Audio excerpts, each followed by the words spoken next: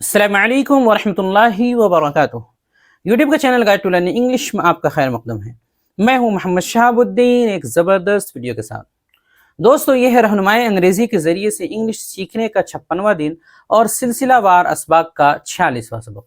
इससे कबल हमने जो है वर्ब की दोनों जो किस्में हैं वो मुकम्मल कर ली हैं, यानी वर्ब के ताल्लुक से जो दो हिस्से थे वो दोनों मुकम्मल हो चुके हैं। आज के सबक में हम पढ़ने वाले हैं टेंस और उसकी किस्में। यानी इस सबक में हम ये जानेंगे कि टेंस यानी ज़माना क्या है और उसकी किस्में और दिगर ज़रूरी चीज़ें पढ़ने वाले हैं। फिर आगे हम हर एक टेंस को एक एक करके तफसील के साथ पढ़ेंगे और हर एक की मश्क भी करेंगे। तो आपसे गुजारिश है कि वीडियो को बिल्कुल आखिर तक देखें और अच्छे से समझकर मश्क करने की कोशिश करें। तो चलिए शुरू करते हैं। आगे बढ़ने से पहले दोस्तों बता दूं कि हमारी किताब रहनुमाई अंग्रेजी का तीसरा एडिशन जो है छपकर आ चुका है और कई किताबें बिक चुकी हैं, तकरीबन ख़त्म होने के करीब है। ये देख सकते हैं स्क्रीन पर, ये किताब है हमारी रहनुमाई अंग्रेजी के असल दो हिस्से, ये दो हिस्सों पर मुश्तमिल किताब है। यही वो किताब है जिसके ज़रिए से आप जो है आराम से घर बैठे जो है इंग्लिश सीख सकते हैं। साथ ही साथ इसके जो है हर सबक के वीडियो भी यूट्यूब पर पहले से अपलोड किए जा चुके हैं, यानी कि सबक पढ़ने के साथ साथ जो है आप वीडियो भी देखकर अच्छे से समझ सकते हैं। तो ये दो किताबें हैं, यानी कि एक किताब के ही दो हिस्से हैं, ये देख सकते हैं। तकरीबन 880 सफ़हात पर मुश्तमिल ये किताब है। पूरे इंडिया में आप कहीं भी इस किताब को मंगवा सकते हैं। इस किताब की वैसे तो कीमत अभी जो है बढ़ चुकी है, चूंकि डाक का जो खर्च है वो बढ़ चुका है सरकार की जानिब से, तो 600 से जो है पार हो चुका है। लेकिन अभी ऑफर में ये किताब आपको सिर्फ और सिर्फ 550 रुपये में मिल जाएगी, यानी आपके घर तक ये किताब 550 रुपये में पहुंचा दी जाएगी। तो अगर आप ये किताब मंगाना चाहते हैं तो अपना नाम, पता, पूरा एड्रेस लिख करके हमारे इस नंबर पर जो है राब्ता कर सकते हैं, मैसेज कर सकते हैं। नंबर है 76 67 63 52 99। बिस्मिल्लाहिर्रहमानिर्रहीम। लेसन नंबर 46, सबक number 46, tense and its kinds part 1, यानी टेंस यानी ज़माना और उसकी किस्में, पहला हिस्सा। तो जैसा कि आपको तमहीद मालूम है कि आज के सबक में हम टेंस और उसकी जो किस्में होती हैं वो सीखने जानने वाले हैं और मज़ीद तफसीलात जो इसके ताल्लुक से हैं वो सारे पढ़ने वाले हैं। तो चलिए देखते हैं। सबसे पहले एक अहम चीज़, active voice and passive voice, यानी फ़ेल मारूफ और फ़ेल मजहूल। अब यहाँ पे एक अहम बात है कि एक्टिव वॉइस एक चीज़ होती है और एक है पैसिव वॉइस। ये दो इस्तिलाह है एक्टिव और पैसिव की, उसको पहले समझ लेते हैं।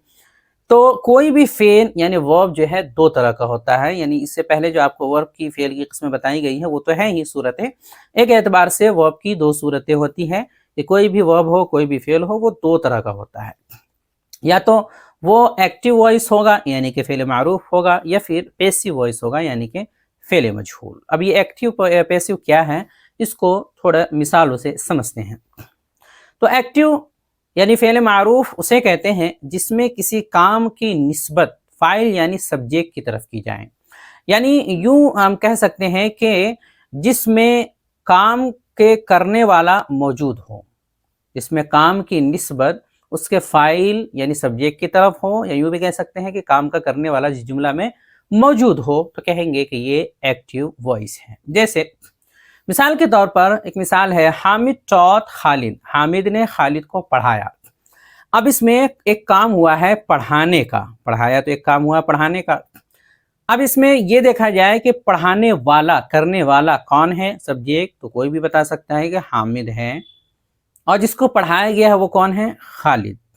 तो यहाँ पर काम का करने वाला जो है मौजूद है, यानी कि फ़ेल की निस्बत, फ़ेल यानी जो पढ़ाने का काम हुआ है उसकी निस्बत हामिद जो सब्जेक्ट है उसकी तरफ की जा रही है और वो मौजूद भी है।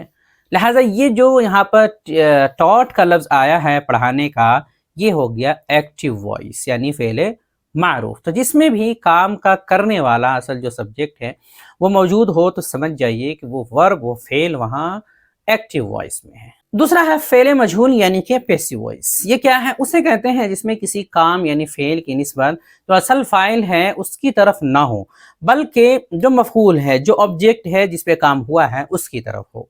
या यूँ भी कह सकते हैं कि जुमला में असल सब्जेक्ट यानी फ़ाइल मौजूद ही ना हो, उसका अता पता ही ना हो। जैसे कि मिसाल देखते हैं, खालिद वाज टॉट, खालिद को पढ़ाया गया। तो उर्दू में समझ लें, अगर इंग्लिश में नहीं समझ में आ रही बात तो उर्दू की मिसाल से बात वाज़ेह हो जाती है। खालिद को पढ़ाया गया, खालिद वाज टॉट। अब इस मिसाल में देखिए कि पढ़ाने का काम तो हुआ है, लेकिन जो पढ़ाने वाला है यानी जो फाइल है, जो जिसने पढ़ाया है, जो टीचर है, उसका जिक्र यहाँ पे कहीं भी नहीं है। पढ़ाने का भी जिक्र है और जिसको पढ़ाया गया वो भी मौजूद है, खालिद को, लेकिन किसने पढ़ाया है ये मालूम नहीं है। तो ये ऐसा जुमला है कि इसमें देखिए इसका जो सब्जेक्ट असल है, जिसके ज़रिए से ये पढ़ाने का काम हुआ है, वो करने वाला है ही नहीं। तो जिसमें भी काम का करने वाला असल फाइल मौजूद ना हो तो ऐसे फेल को कहेंगे कि ये अब पैसिव वॉइस में है। फेल एक ही है दोनों तरफ, लेकिन हालत बदल जाती है कि अगर सब्जेक्ट काम करने वाला नहीं है तो इस सूरत में अब कहेंगे कि ये पैसिव वॉइस में है। इसकी जो सूरत है वो पैसिव वॉइस की है, मजहूल की है। तो जिसमें भी काम का करने वाला असल जो सब्जेक्ट है वो मौजूद ना हो तो वहाँ पे आने वाले फेल को, वर्ब को कहेंगे कि वो पैसिव वॉइस में है।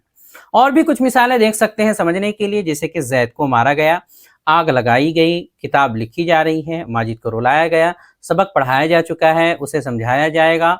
अब ये कई सारी मिसालें हैं। इनमें देखिए जैद को मारा गया, मारने वाले का यहाँ पता नहीं है। मार पड़ी ये पता है, जैद को पड़ी ये भी पता है, लेकिन मारने वाला कौन है इसका तस्करा यहाँ पे नहीं है। लिहाजा ये मारना, यहाँ पे मारने का जो काम है ये वर्ब, ये पैसिव वॉइस में है। इस तरह आग लगाई गई, कौन है लगाने वाला नहीं मालूम, ये भी पैसिव वॉइस में है। किताब लिखी जा रही है, कौन लिख रहा मालूम नहीं है, तो यहाँ पे लिखना पैसिव वॉइस में है। माजिद को रुलाया गया, तो रुलाया गया तो रुलाने का काम हुआ है, लेकिन कौन रुलाया ये मालूम नहीं है, लिहाजा ये पैसिव वॉइस में है। सबक पढ़ाया जा चुका है, तो पढ़ाने का काम तो हुआ है, लेकिन किसने पढ़ाया है मालूम नहीं है। इसी तरह उसे समझाया जाएगा, कौन समझाएगा ये मालूम नहीं है। तो ये तमाम मिसालों में कहीं भी करने वाला मौजूद नहीं है, लिहाजा ये सारे के सारे पैसिव वॉइस की सूरतें हैं, यानी कि पहले मजहूल की सूरतें हैं। जहाँ भी कोई काम का करने वाला असल जो होता है वो मौजूद ना हो जिस जुमला में, तो उसमें आने वाले फेल को कहेंगे कि ये पैसिव वॉइस की सूरत है, पैसिव वॉइस में है। अब यहाँ पे ये समझना है कि हम सबसे पहले एक्टिव वॉइस यानी कि फ़ेल मारूफ को पढ़ेंगे, यानी जिसमें फ़ाइल जो असल होता है काम करने वाला वो साफ तौर पे मौजूद होता है, जिसकी कुल 12 सूरतें होती हैं। और दूसरी जो सूरत है फ़ेल मजहूल यानी पैसिव की, इसकी जो जितनी सूरतें हैं, जो किस्में हैं, थोड़ी बहुत है, वो ये वाला मुकम्मल होने के बाद, 12 सूरतें मुकम्मल होने के बाद, एक्टिव का मुकम्मल होने के बाद ही वो सारे पढ़ाए जाएंगे। अब आगे देखते हैं टेंस यानी ज़माना क्या है, उसको समझते चलते हैं। तो जिस लफ्ज़ से मुख्तलिफ ज़मानों में होने वाले मुख्तलिफ अफ़ाल, मुख्तलिफ काम का जो है पता चले कि कोई काम कब हुआ था या हुआ है या होगा, उसे आसान लफ्ज़ों में टेंस कहते हैं। अब अंग्रेज़ी ज़बान में भी 3 ज़माने होते हैं, 3 ज़माने यानी टेंस होते हैं। हर ज़बान के अंदर आमतौर पे कम से कम 3 तो होते ही हैं, अंग्रेज़ी के अंदर भी कम से कम 3 हैं। पहले का नाम है प्रेजेंट टेंस यानी कि ज़माने हाल, दूसरे को बोलते हैं पास्ट टेंस ज़माने माजी, और तीसरा है फ्यूचर टेंस यानी ज़माने मुस्तक़बिल।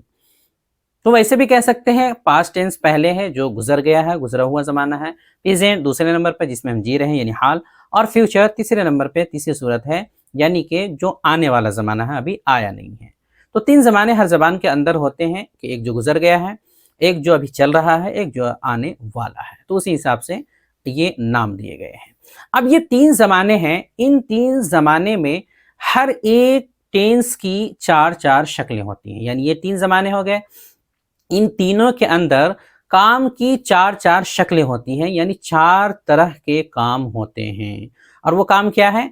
पहले का नाम है इंडेफिनिट यानी गैर मुतय्यन, दूसरे का नाम है कंटिन्यूअस इस्तिमरारी या जारी, तीसरे का नाम है परफेक्ट यानी मुकम्मल, चौथे का नाम है परफेक्ट कंटिन्यूअस यानी इस्तिमरारी मुकम्मल।